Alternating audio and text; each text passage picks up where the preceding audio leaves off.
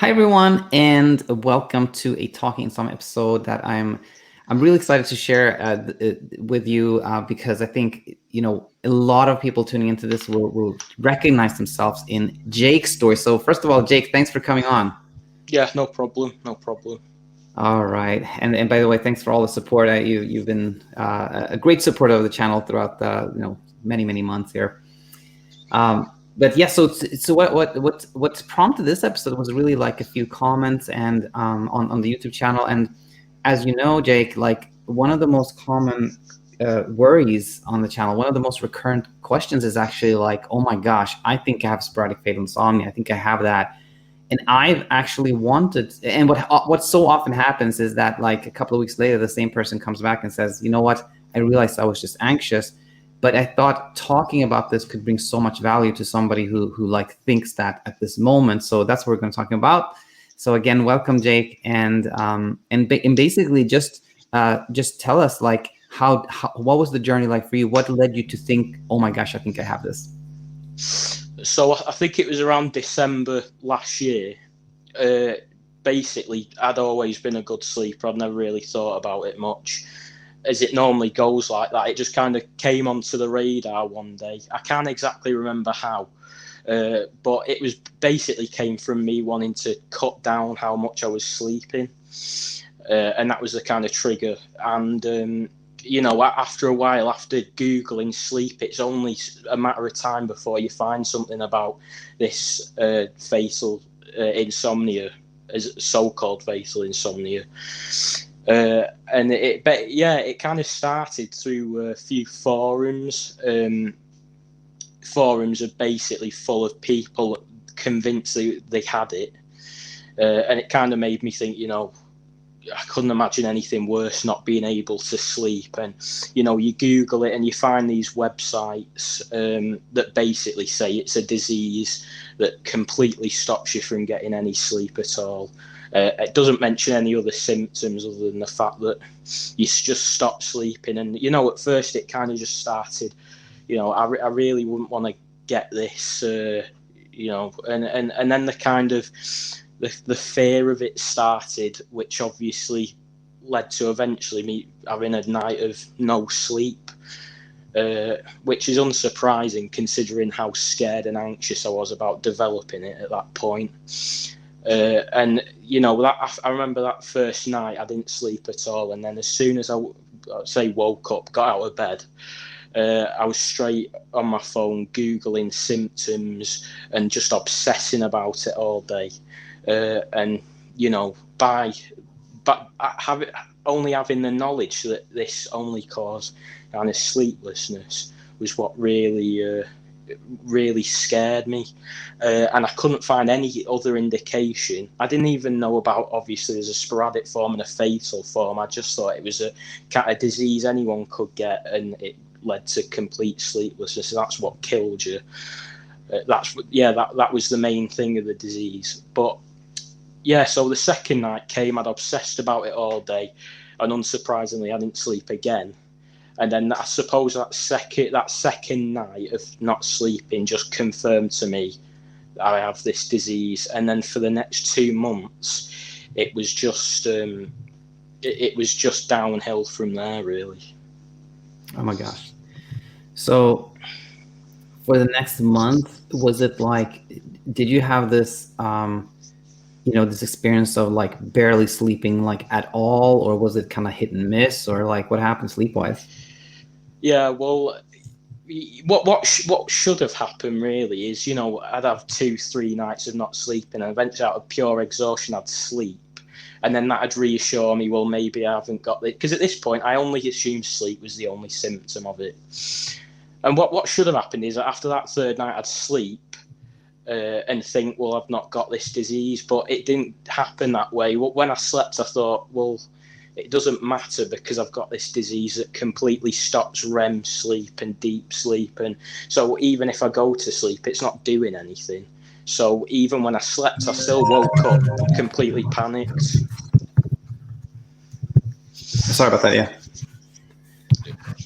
Yeah, so I suppose that month basically followed the progression of 3, 4 nights a week without sleeping at all, and then the nights that I did sleep, I just thought, it's not done anything. I don't feel any kind of, I don't feel any better for it, and it doesn't matter anyway, because the nature of the disease is that any sleep that I do get, it's superficial.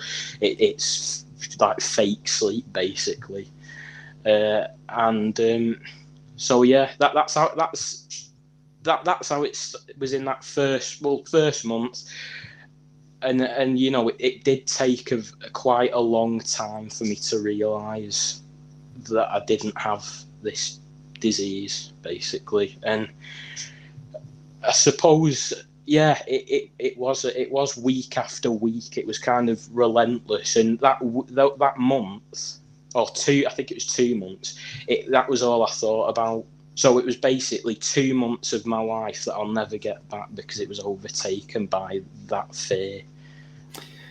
Well, yeah. I completely understand. Like, it's instead of like when you sort of like, you sort of collapsed, like you finally, that sleep drive overcame the anxiety, if you will, and you did sleep some. It didn't become evidence that you didn't have it. Rather, it just became like, yeah, I did maybe sleep, but it wasn't real sleep. It was not REM sleep. It actually did not make a change in your belief. And so I'm just highlighting this for anyone that's tuning in here. And now I want to ask a couple more questions before we get to, like, kind of the turning point where you started to see that this wasn't happening. And one of them is, a lot of people Google and they find that you can have like some, I don't know, balance problems, memory problems, and then they say, oh my gosh, I have this too. Did you have those other type of symptoms as well? All of them, absolutely. If you go on any website and type in fatal insomnia, you see the list of symptoms. I had them all because the anxiety basically highlighted them all. Like I remember once, ataxia, I think is how you say it, Mm-hmm. is a symptom of the disease. It's like clumsiness and and I woke up once and I got a bottle out of the fridge, a bottle of water, and I tried to open it and dropped it. And I'm not a clumsy person, and just that kind of lapse of concentration. I haven't slept for a few days, so it's not really surprising that happened, because clumsiness is exhaustion. It's not surprising at all. It's not out of the ordinary. But just because of that was another kind of tick. That was another thing that I had. I remember once another symptom supposedly being pinprick pupils, and I looked in the mirror once and my pupils were very small, and then that was another tick. Yeah, I've got that. The memory problems, it's a fact. If you don't sleep for an extended period of time, your memory and your cognition, it's going to be slower. But I didn't think of it that way. I didn't put it down to that. I thought that, it said on the website, rapidly progressing dementia, and that fear and anxiety of it basically turned brain fog. That's all it was, brain fog and mental fatigue, into rapidly progressing dementia. And the scary fact is that I was convinced of that. That's exactly what I thought it was. And it seems so obvious now, looking back, that it was clearly just, the hallmarks of sleep deprivation, not even of insomnia, just of sleep deprivation. That's kind of the problem that you'd have. Absolutely. Oh yeah, so well said. And it's remarkable how when the brain thinks that like there's this threat, it can get so convinced because it so wants to keep you safe, and it just like everything becomes evidence that this is real. Wow, very powerful words there. And I want to also ask you, like, did you go to see a doctor or something like that? No, but I was very close to. I was very close to seeing a doctor, but at that point, I was convinced of it, and I'm really glad I didn't, to be honest, because if I would have gone into a doctor's office and said, basically, I've got a severe neurodegenerative disease, I've got a year left, if I'm lucky, they just laugh at you because they've never heard of it, because it's so rare that, it's so incredibly rare that it doesn't even bear thinking about. But I was very close to seeing a doctor, but not that would have helped in any way. Absolutely, and again, like, to everyone listening to this, like, nothing here is medical advice. Anyone concerned about your health, like, talking to the doctor is, the thing to do. But as you said, Jake, like, it can be really tricky here, because either they kind of like just say, oh no, that's just silly, like, go home, which isn't that helpful, right? Or it could be like, oh, let's run all these tests, and then that seems to be like, oh my gosh, the doctor really thinks something is wrong because they're running all these tests. Or it becomes, you're just super, super anxious, let's try all these medications on you. It's a tricky one. It's a very tricky situation, that one. But okay, so so you're in the midst of this kind of like internal storm. You're convinced you have it, and 2 months go by, 2 very painful months. And then what starts to change things? I think what starts to change things is, kind of getting to the very worst it could have been. It got worse before it could get better, basically. And I think what it took was, I found, is it Carl Mersaker? I think you've had him on the channel. Oh, yeah, Carl. Yeah. And, best of luck to him. I know that, what one day he will he will get there. And, best of luck to him and whatnot. But, you find his channel, and especially his first few videos, it is kind of really scary to someone in that place, because, he's kind of convinced he's got that disease, just like I am. And he's been to the hospital and he's on all these medications and they're slowly running out. And, you think, is that what I'm destined for, basically? And so I found that, and then obviously I found this big list of symptoms that you could get if you had this disease, and slowly convinced myself that I had each and every one of them. I think I probably even told my dad, basically, that I might not have long left, basically. And it really, I laugh about it now, but it really does take over your life. And 2 months went by, and then I think what the turning point was I found some forum for once with people that actually, spoke some sense, basically, because all the other forums had just been, hundreds and hundreds of people thinking that they're basically doomed and that they've got this thing. And I finally found one forum with people that, they knew about the disease. I didn't even know there were 2 forms of it at that point. And they basically said, straight to the point, that, you've not got FFI because you'd know. You just know if your family was one of those families. You'd be aware of it. And with that, there is some sleep disruption. But if you like I said, if you were part of that kind of bloodline, you'd be aware of it. And then there's obviously the sporadic form, which I soon thought, well, that's me then. I've got the sporadic form. And I, when they basically said, sleep disruption isn't a factor in it.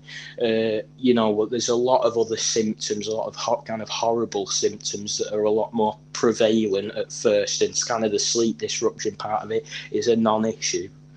And I wanted to believe it, but I couldn't, because it seemed a bit too good to be true in the situation that I was in.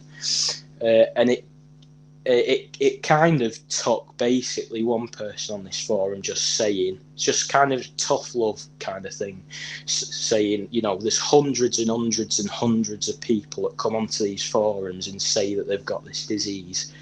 How many have been to the doctors? None of them. And how many confirmed cases of this disease has there been? 24. It's disputed to be much less, actually. 24. It's just such a remote, it's virtually impossible to get this disease. It's so rare that the fact that there's hundreds of people convinced that they have it, it's disproportionate. It doesn't make sense. And that's when I started to kind of see through it, because, the NHS, which is the main healthcare system in the UK, I thought it was kind of strange that they didn't have a page for it. So there was no information I could get on it from our healthcare system. So, that kind of set alarm bells off straight away because I thought maybe this isn't as common as I thought it might be. And then I just took it upon myself to look at these kind of studies of the very few unfortunate individuals that have actually had this disease. And the first thing that jumps out to me is not one of them have made a complaint about being sleepless. Not one. Exactly. And that was it lifted such a weight off me. At first, anyway, it did. You know, and then I found a particular case study with someone who was around my age who had this so-called exactly. It's a case of mislabeling. I don't even like calling it sporadic fatal insomnia because it's a case of it's just a mislabeled. Insomnia shouldn't even be in the name really when you think about what it actually is. And anyway, this individual was about my age, had had what they thought was post-concussion syndrome. You know, he had double vision and he was slurring his words a little. And then obviously it came to the point where he was struggling to walk. He had massive mobility issues. His sight was suffering. He wasn't mentally kind of competent. And you know, that kind of that made me think, well, where's this insomnia part of it? Where's this sleeplessness? It wasn't mentioned. It was never mentioned. And there was another case study exactly like that. The person suffered from vision problems at first, and then slowly, you know, the physical and mental problems set in. And it's not nice. It's not a nice thing to happen to someone, obviously, but at no point is sleeplessness mentioned.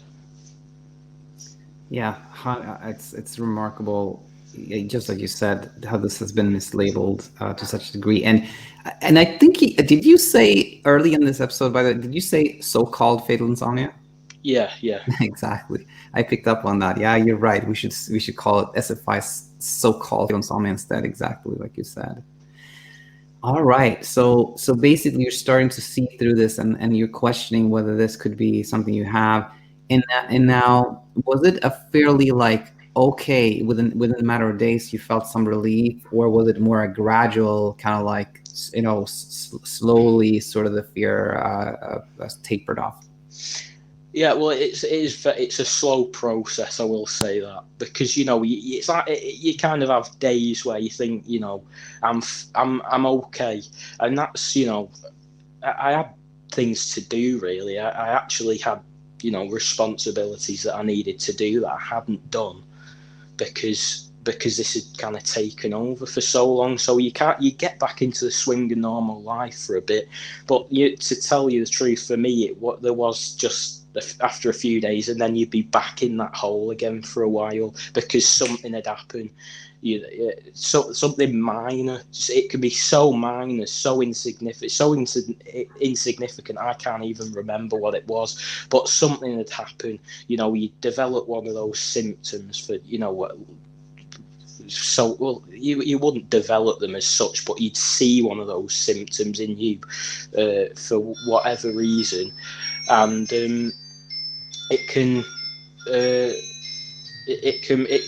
set you back, no matter how minor it is. But every time you do go down the kind of hole again, you never go as deep as you were the time before. Exactly. And it's only a matter of time before. And if you persevere and look at the facts, you never really enter it again. It's kind of like the immunity that's been mentioned on this channel before. You do kind of not only become immune to the fear of sleeplessness, which you can become immune to the fear of having SFI.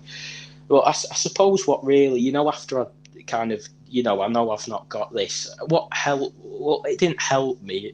I'm not gonna lie. It wasn't nice. It wasn't a nice thing. It wasn't a good thing. But I did kind of get my own insomnia that I accepted wasn't fatal insomnia. It was just kind of insomnia that that everyone else had. And although it wasn't a good thing, it was. It reassured me in the fact that I was like everyone else. What I had wasn't a strange, unknown condition. Yeah, exactly. Very, very well. And yeah, that's good. That's important. It's helpful to point out that I think it's almost always like that. The when the brain has been really scared of something, like it almost never is a kind of epiphany, and then it's almost always like a gradual reduction in fear, and then there's some pop up again, some residual fear, and then so for anyone hearing this, like I think that this applies to insomnia in general and so many other things in life, that when the fear comes back and you have this idea, oh my gosh, something's wrong with me again, that's totally normal. But as you said, each time you go into the rabbit hole, if you will, like you don't go quite as deep.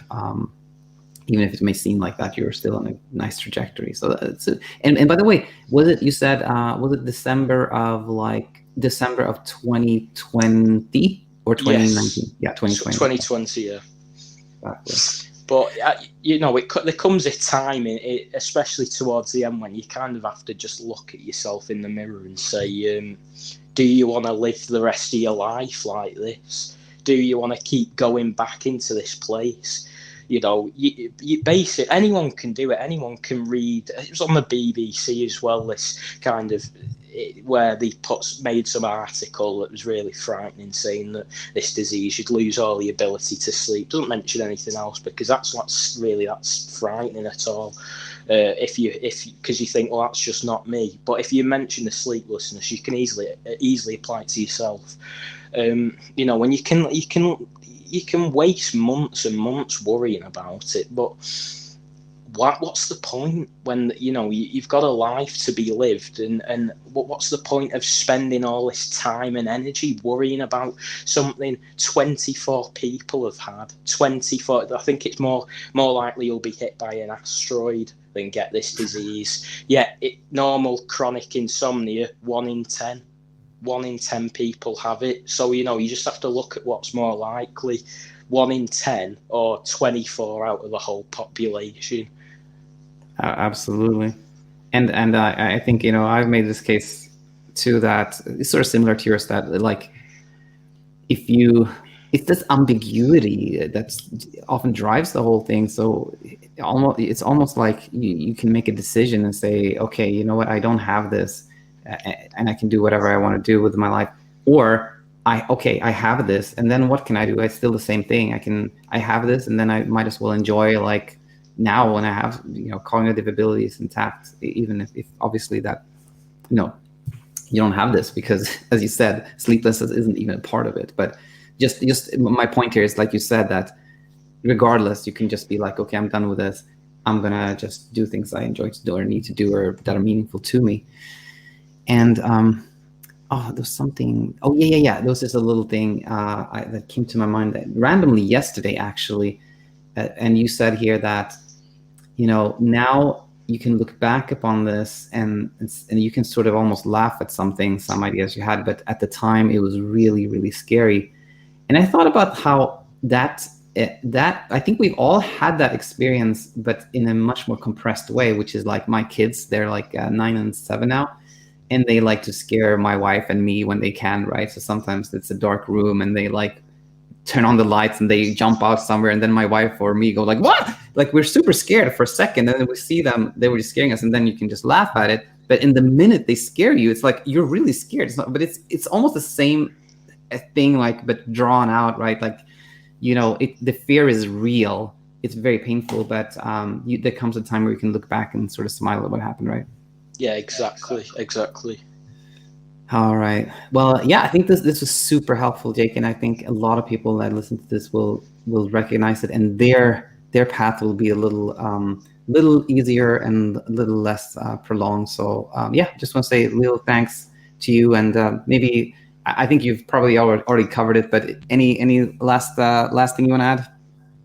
Yeah, one thing that helped me a lot is just considering the fact that with all neurodegenerative conditions, so any dementia or Alzheimer's, sleep disruptions are part of it. That's something to consider. But nobody ever wakes up after not sleeping and thinking, oh my God, I've got Alzheimer's. No one ever thinks that. People associate it with memory problems and all these other horrible symptoms that come along with it. And no one considers a sleep disruption because it's really minor. So I just think it's important to remember that, what this disease is. It's a neurodegenerative condition, and any symptoms that come along with it are a lot more troubling than having, a bit of sleep disruption. Exactly. Yes. I'm just going to repeat the point because it was a great one, and just sort of like go over it one more time, because it was like when you wake up and you didn't sleep much, like you said, nobody goes, oh my gosh, I've got Parkinson's disease. Even though people with Parkinson's, of course, have some sleep disruption, as you said, from that, it just never happens. So it's just equally illogical that you would say the same thing about SFI or so-called fatal insomnia. 100%. Good point. So yeah, thanks so much, Jake. Thanks for this and being part of the community, and we'll talk soon. All right. Okay, thanks. See you soon. Bye-bye.